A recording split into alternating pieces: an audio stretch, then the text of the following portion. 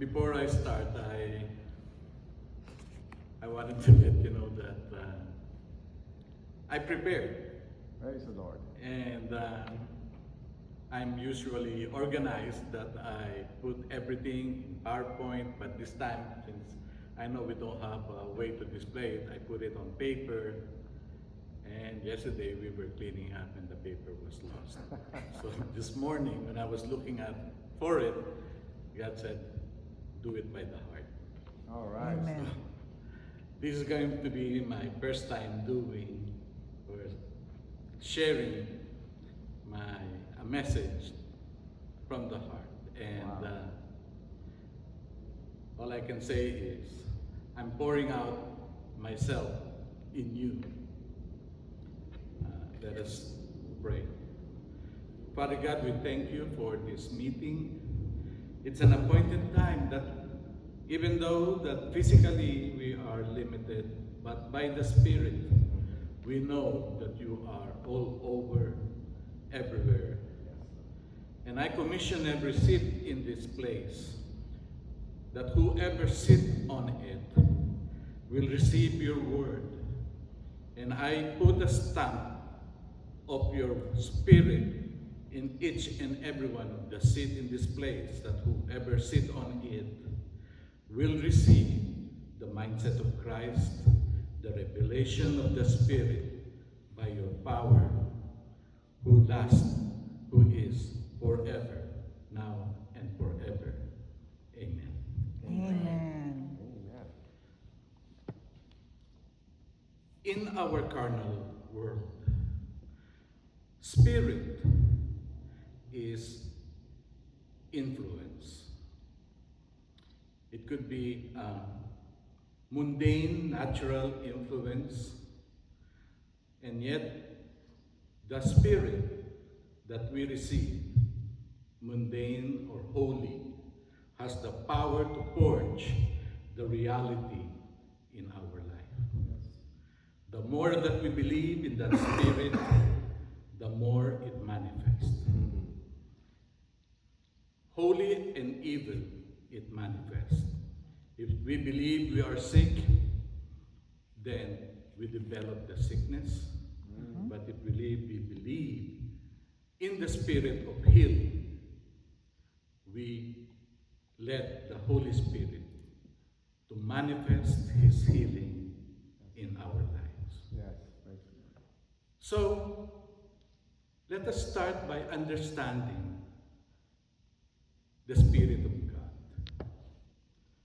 The Spirit of God and the Word of God works in unison. They cannot be separated.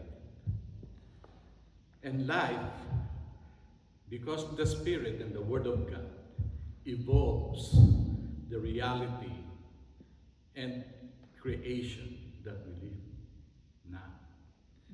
As it is written, in the beginning, God, the Spirit of God, hovers over the earth. And then He said, let there be light. There are no earth, or there is no earth at the time, because everything is in spirit, and His Spirit is the one hovering over His dominion. So, earth means terrain or dominion, which is His Spirit hovering over His dominion, not the physical earth. And when He said, let there be light, this light was the light which became the life that created the world, or the entire creation. As it's written by John, in the beginning was the Word, and the Word was with God, and the Word was God. He was there in the beginning, and all things that were made was created through Him. Without Him, nothing that has been made has been made. So the Spirit of God and the Word of God and the Son are the same. When God spoke the word He spoke His Spirit, which created the entire creation. Amen.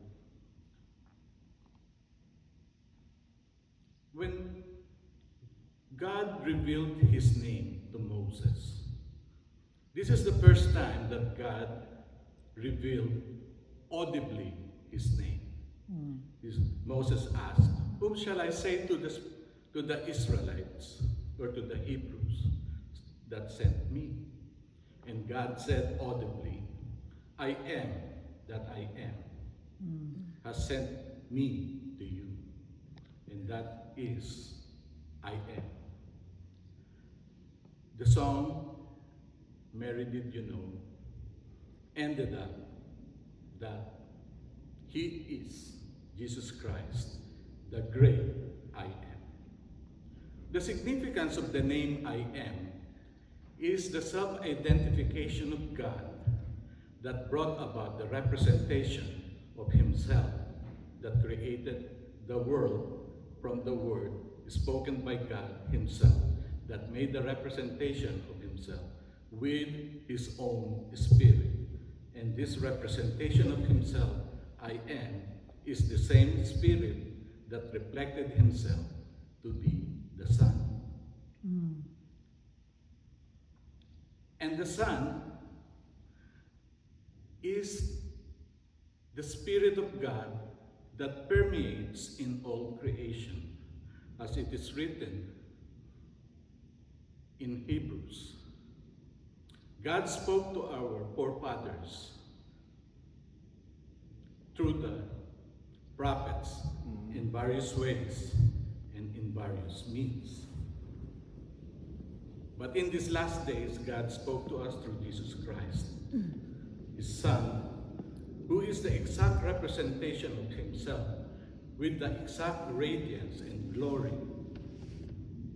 whom He appointed heir of all things, with the name higher than the angels, who inherited the power and the glory above all things, and sustains the entire world, or everything, all things, by His powerful word. And this word is Jesus Christ Himself. So the Spirit of God is Jesus Christ. And the Spirit, the Word of God Himself, is Jesus Christ. That's why we point to Jesus Christ. Amen. Because we have learned to know the Father through Jesus Christ, when He came and manifested here on our physical world.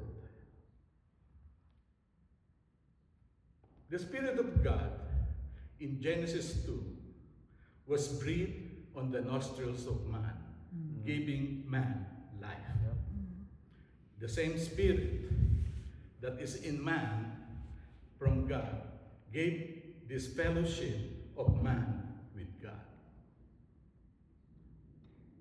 And the unity of man with God was formed and manifested by His fellowship, only to be broken because of the forbidden fruit that man was seduced into consuming.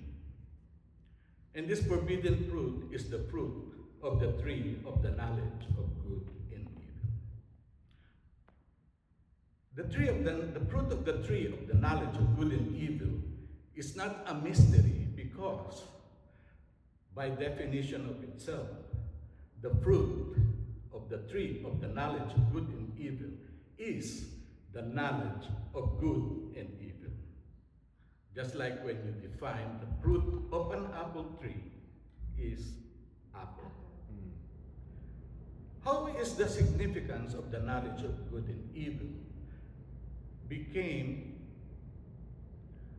a significant factor or concept that separated man from God? The institution of the knowledge of good and evil in man broke away the knowledge of God in man. because in knowledge of good and evil in man had made him calculate his godliness instead of God's true nature of being God over us. So, if we look at the knowledge of good and evil is not evil in itself, but on how our body and soul that leans on this knowledge of good and evil. In 2 Thessalonians, it is also revealed that man is a triune nature, spirit, soul, and body. The spirit is supposed to be higher than the soul and the body, but was hidden from man because of the influence of this knowledge of good and evil, wherein the soul talks to the body and the body receives the impulses from the physical world by the senses. And yet, the body and the soul interacts with itself, creating the impulses into the heart, wherein the heart,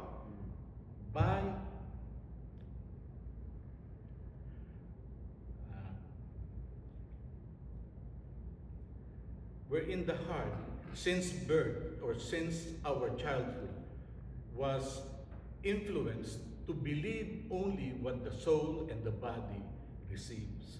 And therefore, the heart believes what the soul says, and the heart believes what the body says, not be giving the chance for the spirit. Wow.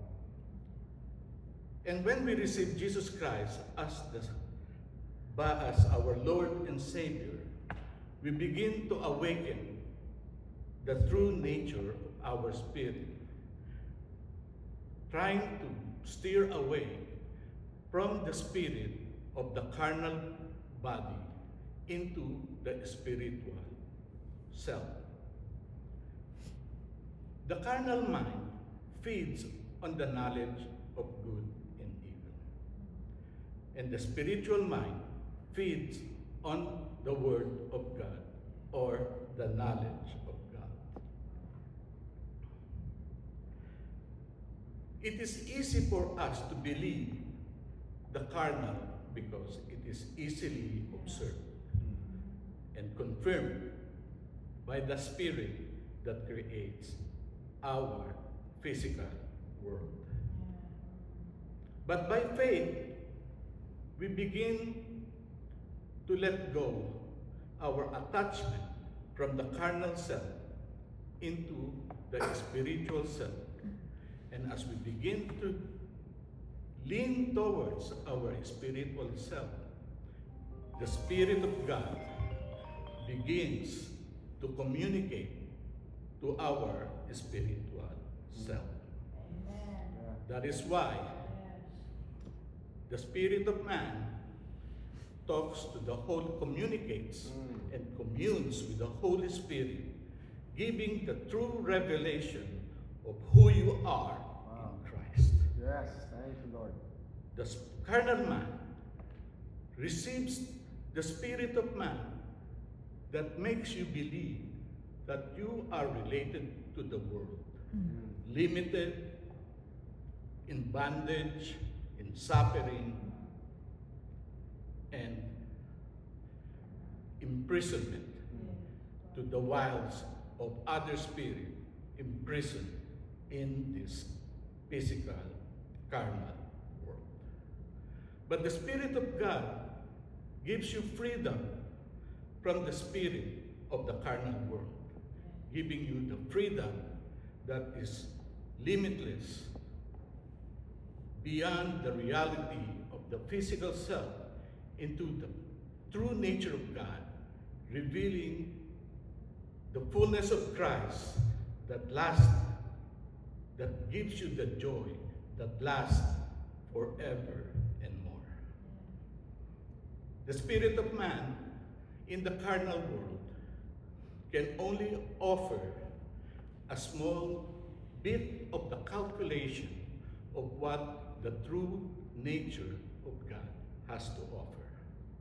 As man believed in science, he believed in the creation, not believing in the Creator. And when we believe in the Creator, the science of man has no comparison to the science of God, because God is omniscience or omniscient.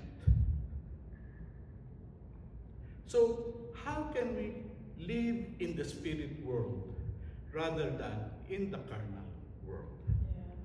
To distinguish the spirit of God and to distinguish the spirit of man, we still allow our knowledge, but not the knowledge of good and evil.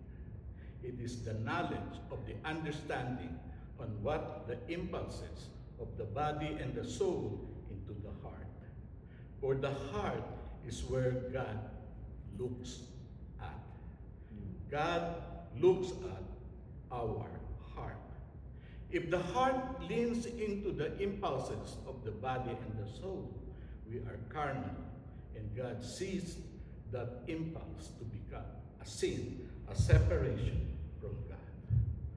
But when the heart leans towards the beyond, the suggestion of the body and the soul, beyond the knowledge of good and evil, God can see our heart, and He becomes able to give us the revelation of who we are in Christ and who Christ is in us.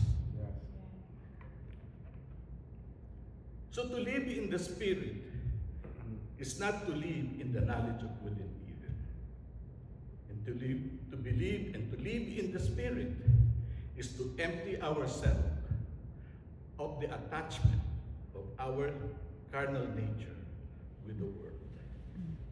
That is why it is my suggestion that in order to live in the Spirit is to know what is the suggestion of the mind as received by the body and how it affects the impulses of the heart. And when you're about to speak the word, don't let the word come out without being checked by the Spirit. Wow. Because on that very word that is spoken by man is the same word that will create our world. So everything is about the Spirit, and everything is about the Word, and everything about the Spirit and the Word creates the manifestation of the world that we live in. As we continue to live in the Spirit, our word will be of the Spirit, and the Spirit that is spoken by us becomes the spiritual world that which we will live in. Wow. So in my conclusion, or in my understanding, the knowledge of good and evil is always there to distinguish the world, our physical reality. But the knowledge of God is there to break us free from this worldly attachment and be in union with God towards the fulfillment of His image in us. As we come to glory in Jesus Christ by our spirit nature, we become more like Jesus Christ. Praise the Lord. And in my conclusion, the Spirit reveals to us that by faith, the definition of faith is the substance of things hoped for, the evidence of things not seen. The knowledge of good and evil are things that are seen. And the substance of things hoped for is the Word of God, the Spirit of God, manifested in every bit of the entire creation, waiting to be unleashed by the faith, because we know that the substance of things hoped for and the evidence of things not seen is only seen by the faith, by definition of itself. And we live by faith, not by sight. Mm. Amen. And it is my conclusion that even though the seats are empty, the spirits of the people that will be sitting in the seats that are empty have already been commissioned by God Yes. to receive His Spirit. In Jesus' name. Amen.